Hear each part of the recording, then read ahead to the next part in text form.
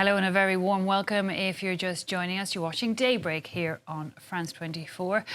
And one main story this hour this morning, it's the 100 days of Donald Trump, during which he's alienated allies, sent stock markets into freefall, ignored court orders and threatened judges with impeachment. He's also dismantled, possibly illegally, a number of US federal programs, including US aid.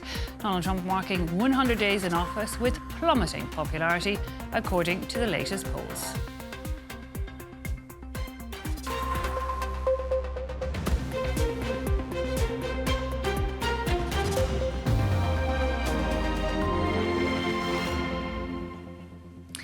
He's alienated his allies, sent stock markets tumbling, publicly admired dictators. Donald Trump has threatened to take over Canada and Greenland, ignored the US Supreme Court and fired tens of thousands of federal workers. At a rally in Michigan, his largest political event since returning to office, he dismissed concerns that he too was acting like an authoritarian leader, saying that he's only getting started. We're here tonight in the heartland of our nation to celebrate the most successful first 100 days of any administration in the history of our country, and that's according to many, many people. This is the best, they say, 100-day start of any president in history, and everyone is saying it. We've just gotten started. You haven't even seen anything yet. It's all just kicking in. And week by week, we're ending illegal immigration. We're taking back our jobs and protecting our great American auto workers and all of our workers, frankly. We're protecting all of our workers. Well, the Trump administration faces dozens of lawsuits from state and local governments, from employees and a number of organisations fighting the destruction of a variety of programmes. US judges blocked Trump's deportation of migrants without due process, his dismantling of the Department of Education and other federal agencies, among other cases.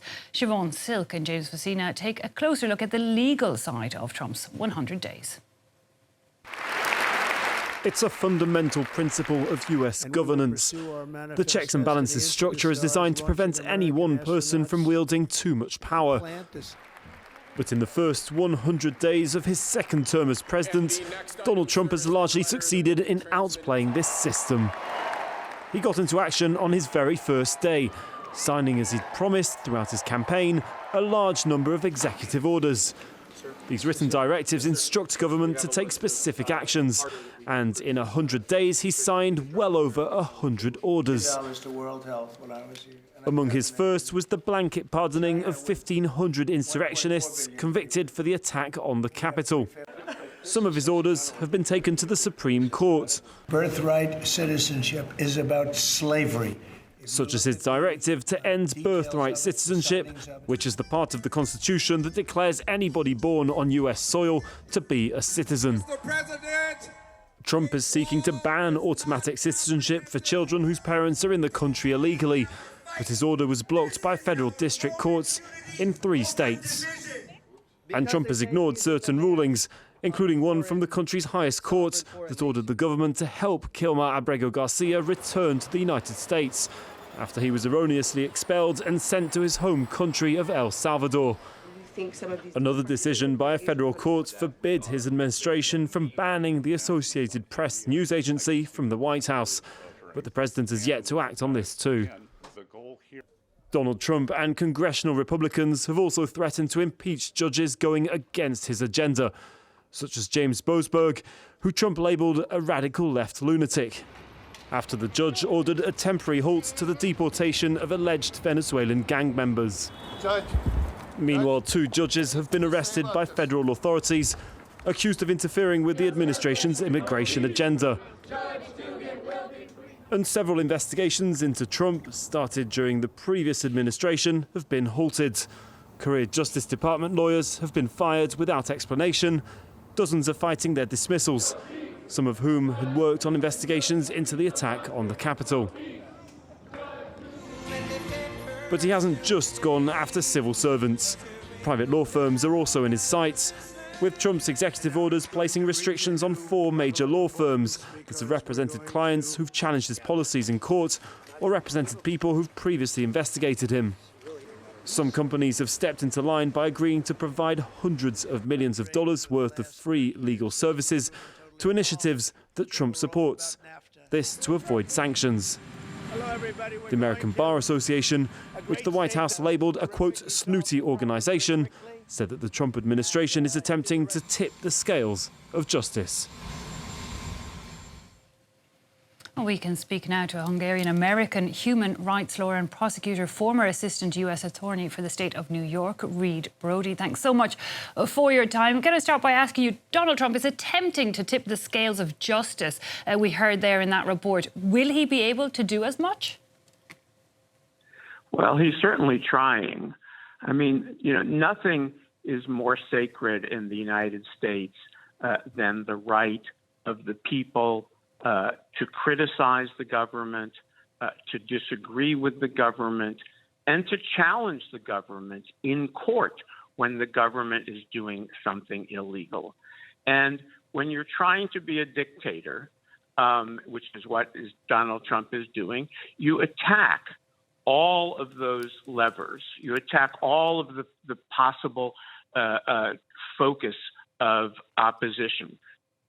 Demonstrators, college campuses, universities, the press, but especially judges and lawyers. And what Trump is seeking to do here is to neutralize all opposition. And that's what autocrats do in many other countries. They look for where the opposition might come: the press, the universities, the nonprofit sector, the judges and the lawyers. And these attacks in particular on lawyers and judges are probably the most pernicious. I mean, you talked about the law firms. I mean, if you're engaged in an effort, as Trump is, to violate legal restrictions, lawyers are a problem. Because when you do something illegal, lawyers sue you and challenge your violations. And what Trump has done, let's start with the lawyers, and then we'll talk about the judges, is he's looking at law firms. He's saying, okay, this law firm represented immigrants and challenging border policies, or this law firm represented transgender people, or this law firm hired lawyers who were involved, like former prosecutor Robert Mueller, in attacking my previous administration.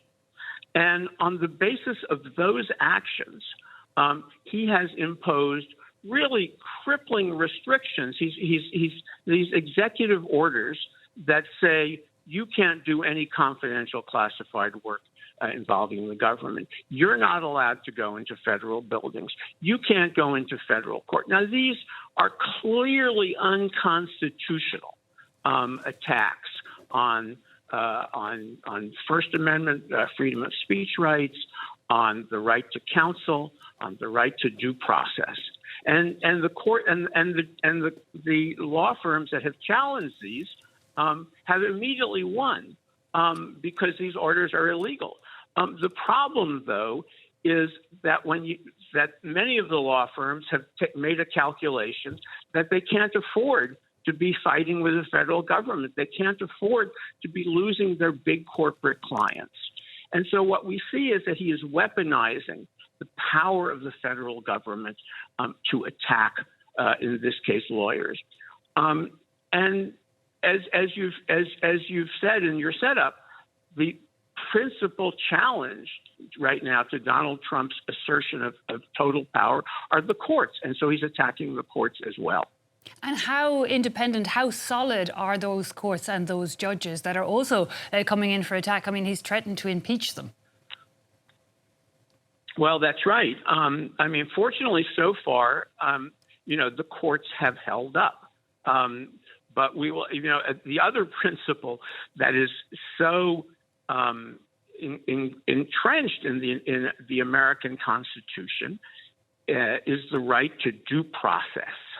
The right, and since 1215 in Anglo-American jurisprudence and the Magna Carta, the right to habeas corpus, the right to challenge the legality of your detention, the right to challenge unfair government action. And what has happened in the case of Abrego Garcia and others is that people have been taken off the streets of the United States and end up with and just put on a plane and end up in a Salvadoran gulag without any kind of process. And Donald Trump has said that he would like to do the same thing with American citizens. And once you accept the idea that a non-citizen can be taken off the street without due process, I mean, what is to prevent a citizen? Because actually, I mean, with certain exceptions, the Constitution of the United States applies to every person in the United States. It applies, obviously, non-citizens don't have the right to remain necessarily in the country, but they have the right to free speech. They have the right to due process. You cannot take anyone, citizen or not, off the street, put them away, and export them without due process. And as you mentioned, the United States Supreme Court has, in the case of Abrego Garcia, ordered the administration to facilitate his return. And what the administration has said no. They haven't said that to the court yet, but they've said that in social media. They've said that in meetings in the White House, that this man is not coming back to the United States. The Supreme Court has ordered the U.S. to facilitate his return.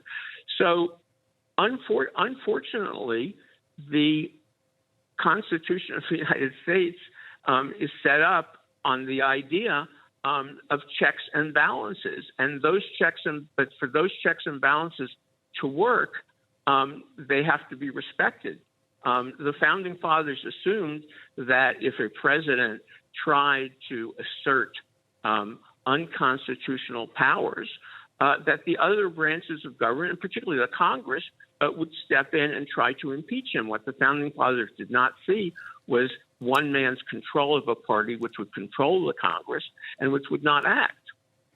Mr. Brody, stay with us, but I'd just like to take a closer look at what you've just been talking about there, what Donald Trump has been doing when it comes to due process and notably migration. In March, the US president ignoring an order from US district judge to turn a plane of migrants heading to El Salvador around, a staggering act of defiance of the law. Since he came to power, Trump has revoked residency permits from Venezuelan-born residents whom he says are part of a criminal gang without proof. Some of those deportees were sent to Guantanamo Bay, others to high-security prisons in El Salvador, left in legal limbo. One man spoke to France 24 after his deportation. Here's a listen. Daniel Herr is one of the 171 Venezuelans sent to Guantanamo Bay by the Trump administration, accused without proof of belonging to the Trendy Aragua gang. We were chained up all day long, our wrists, our ankles and at the waist, with another chain linking our hands to our feet. And we had to walk around Guantanamo like that, to the doctor, to the toilets, everything, every day. Daniel Herr came to the US in 2023, where he worked as an Uber driver, until the day he was arrested and detained for giving an undocumented migrant a lift. Then, just days before his expected release, he himself was deported. He never imagined his next stop would be a prison for terrorists. It was traumatic. There's no one to talk to. The only people there were soldiers, and they speak English. They offer no support and they don't pay attention to you, because you just don't speak their language. They're there to take care of you. Keeping you alive is their job. More than 130 kilometres away, Carlos Oliveros is readapting to his home country, but without his family. His wife and daughter stayed in the US, but serving an 8-month sentence over a road accident, Carlos himself chose deportation over prison. It's no good saying, take your daughter out of school and bring her over. No, I won't do that. Look what life's like here. It's hard. Daniel Herr and Carlos were returned to their country of birth, but 252 Venezuelans deported without trial are still in isolation in a high-security El Salvador prison. Their families are fighting to see them released, if not to the US, to Venezuela. Since Trump's return to the White House, 10 deportation flights have left the US carrying Venezuelans, further straining relations between Washington and Caracas. Well, Hungarian-American human rights lawyer and prosecutor, former Assistant US Attorney General for the state of New York, Reed Brody, is still with us. Mr. Brody, you were telling us there that it's a clear break with the Constitution in the US. We have had the courts calling on the US administration to reverse course. But what recourse do these people that have now been deported actually have? What can they do? Well, I think, they may not have legal recourse. We've seen an American congressman and several congressmen now and several people go to El Salvador to stand up. But what the administration is doing is so pernicious. Remember, George Bush put people in Guantanamo because he thought that would be outside of the court's remit. And the U.S. Supreme Court said, no, if you're in Guantanamo, you have the right to habeas corpus. You're protected by the Constitution. What the administration is doing here is much more devious. They're sending them to a foreign gulag.